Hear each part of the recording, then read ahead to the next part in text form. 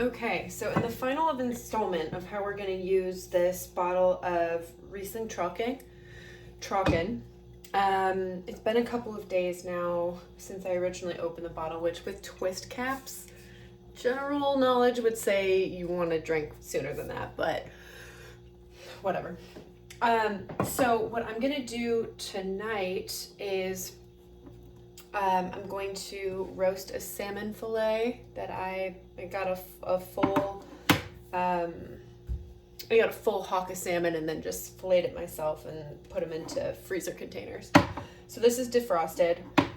What we're gonna do tonight is we're gonna make a roasted, I guess it's really more like a wine poached salmon in like a beurre blanc sauce. So what I have here is a stainless steel pan, and it's on medium-high heat right now, so I'm just gonna add about a tablespoon of butter. I'm making one serving, so if you're gonna try to make this for multiple people, it's all made up. Just do what you want. Multiply it by whatever you think is right. So we're gonna let this butter melt. This is getting on pretty quick. And we're also going to add a little bit of olive oil. I also buy this in bulk so I can get a higher quality one at a lower price. And I buy it in bulk and then just put it into my own little container. So the ingredients that we're going to be using for this are all actually pretty simple. So we're going to have some white wine, some olive oil. I have some dried thyme. Fresh thyme would be ideal, but we do what we can. Some butter. I have some really thinly sliced lemons. I guess some of them aren't that thin, but you're going for approximately that texture or that width. That's maybe like 1/4 of an inch. And then also some sliced onions, same width to that. And then we're also just gonna add a little bit of wine to it. So it's a really simple recipe, and there you go. I'm gonna start off, actually, this piece of salmon had a really fatty side to it, so I just wanna start by cutting that off because that'll actually make it a lot easier to fit into my skillet as well. So I'm doing this like a fool, and one day I'm really gonna hurt myself, but that feels like a problem for another day. Okay.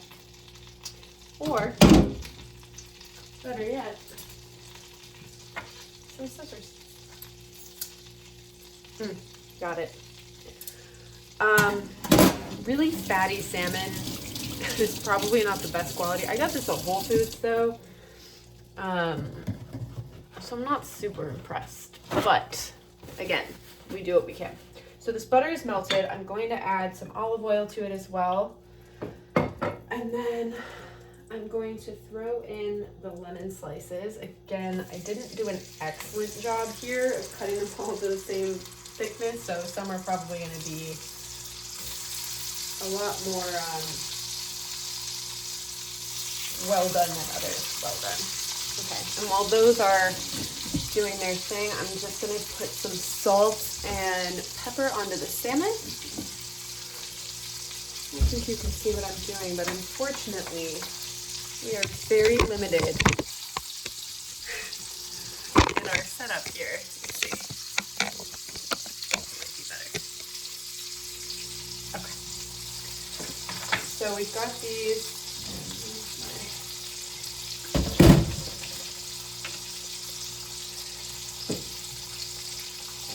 So this is diamond kosher salt, so there isn't as much sodium in it. So that might have looked like a lot of salt, but actually it's pretty moderate. And then just some freshly ground black pepper on this. These lemon slices are already starting to look pretty cooked. I love anything that has like a really tart lemon and then like an onion with it. A lot of the times I'll do something similar, but with chicken thighs. Cheese Gal, I don't know if any of you follow her. She's phenomenal, and she does, it's a different recipe, but there are a lot of overlapping similarities to it. She doesn't use a cartouche in hers, I don't think, and it's really more of like a skillet chicken. But gotta pay respect where respect is due. The girl is amazing. If you're not following her, you should. Okay, so those are bubbling pretty well. Now I'm just gonna throw in the onions. A lot of the times, like a leek would be really good here, but I don't have leeks, so we're doing onions. That was probably a little bit more than I should have done just based off the ratio, but again, it's an art, not a science. It's just not that serious. Just cook it down. I also have my oven preheated to 500 degrees right now. So once we're done just cooking this initially on the stovetop, we're gonna throw it in the oven for about 5-ish minutes. And then from there, we should be done. Well, pretty close to done at least. Okay, so again, I have dried thyme. Ideally, this would be fresh, but we do what we can. I'm putting in, now these are actually from my mom's herb garden. She dries them herself and gives them to us in these cute little containers. She loves to garden, and I love reaping the benefits of it. I think one day I'd like to have a garden, but I live in a small 1-bedroom apartment in Chicago, so the grass and arable land is limited. Okay, so these are cooked pretty well. Just want to show you what we're looking at here. So it's just lemon, some thyme, butter, and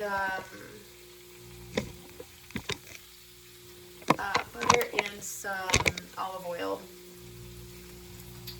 So then once those are cooked down to a decent spot, we're gonna pour anywhere between, still smells good, anywhere between like 1/4 and 1/2 cup, just based off of how much I'm doing here.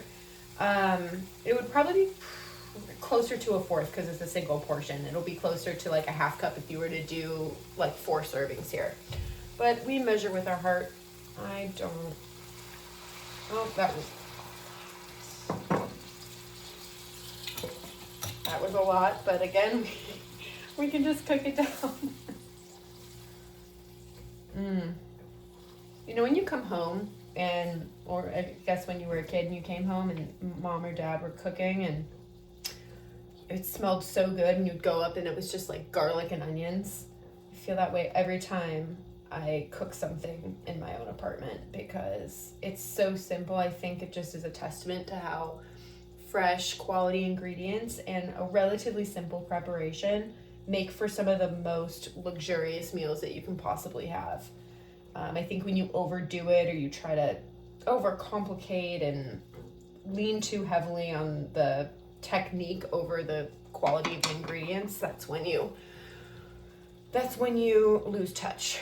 Okay, so this is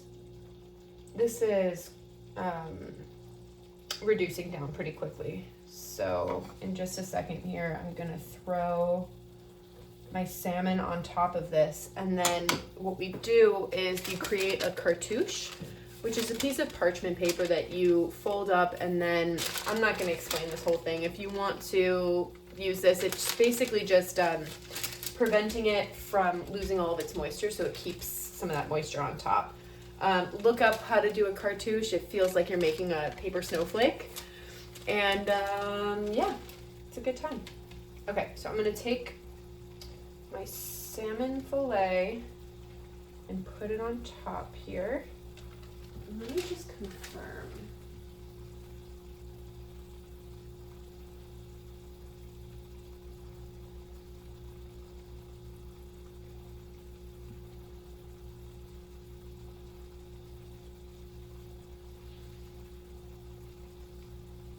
Okay, yep, so we We have this on here. I'm just gonna put this right on top of here. You want it ideally to be a little bit closer so that it's not, mine's a little big, but also this should be done in like more of a cast iron skillet. That's gonna be a better option.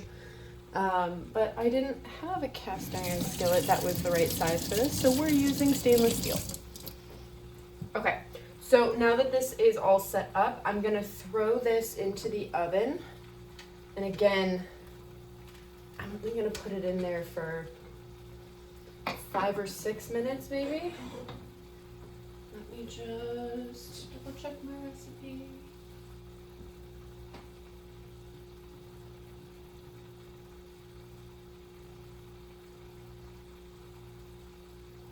Okay, into the oven we go.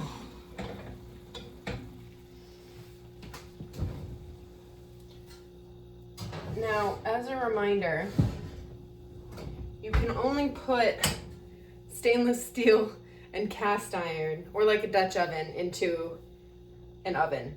If you're trying to do what I'm doing here and you've got like a Teflon frying pan or you've got something with plastic on the handles, do not put that on the oven, in the oven. It will melt and destroy everything. Okay, so while we're waiting for that, I'm gonna enjoy a little bit more of this wine, and that's gonna bring us to the conclusion of this beautiful bottle. I think a bottle a week is perfect for one person. It gives you a great opportunity to acquaint yourself with the wine, try it in a couple different circumstances.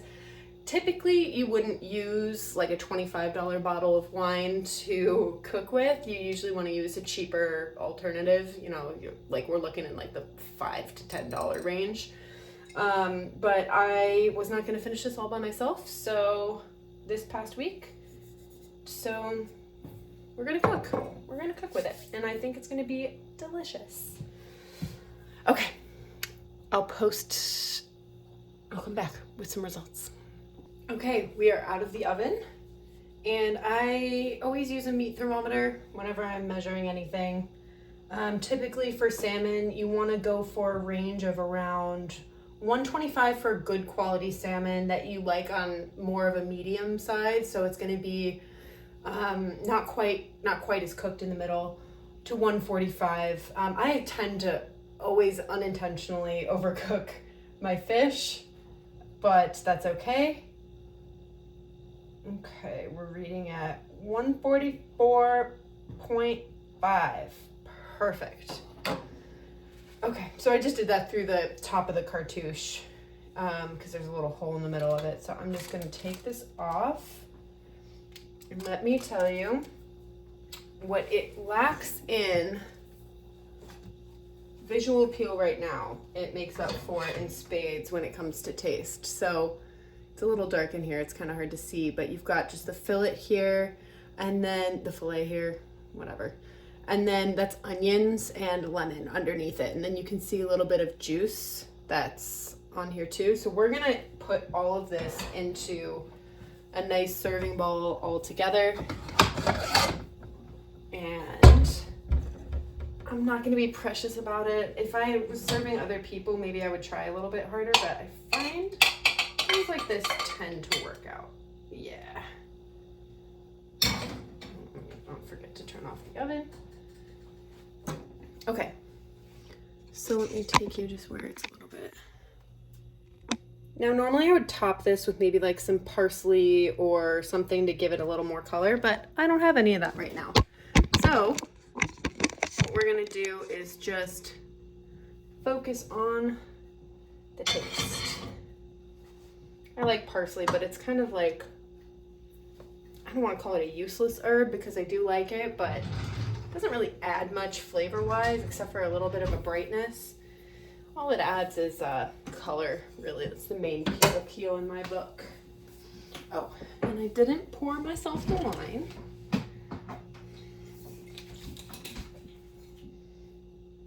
It's always so dark in my apartment because I'm a fan of mood lighting. I don't like overhead lights. I usually have candles and everything lit in my apartment.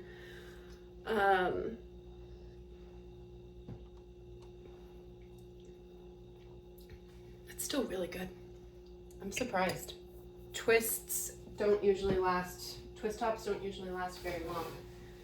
Okay, so got our first sip of wine already. I'm just gonna go right in. We'll see. If this hadn't already reduced so well, I probably would have poured the juices back into the skillet and then just reduced them over like medium-high heat. But they reduce pretty well. And the cool thing too about this recipe is that you can eat the onions, but you can also eat the lemons. Cooking them really reduces, I don't want to say reduces the acidity, because I don't know if that's true, but it tastes like it does. So yeah, okay, let's give this a try. Oh my God. The salmon just like melts in your mouth. You know what I want to do though? This recipe doesn't really call to actually get the salmon inside of everything. So really it's just been boiling or simmering on top of all of the sauces and everything. So you can't really taste the flavor of the juice in the salmon until you baste it on over. You can't tell, but I'm just using a tiny spoon to get some of these juices on here. Okay, let's try again. One more bite. We'll do a sip of wine first. Cheers.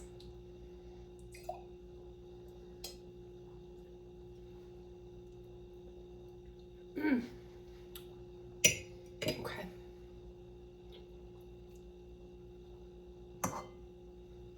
Cheers again. So normally I'll bake salmon. I typically don't pan fry it or do this method.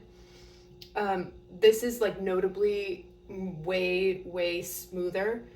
I feel like whenever I typically bake it, I either overcook it or it just kind of dries out a lot more. So you end up with a tougher salmon. This one is not like that at all. It's it is very, it just like melts in your mouth. I don't know how else to say it. So good.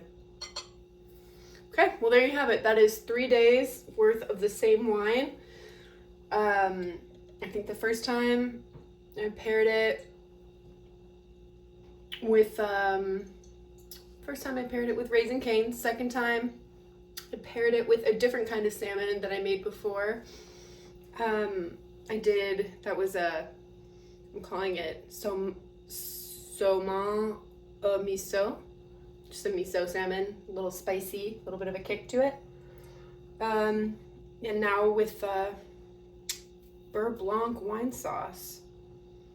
Delish. No complaints. What a great day. Bye.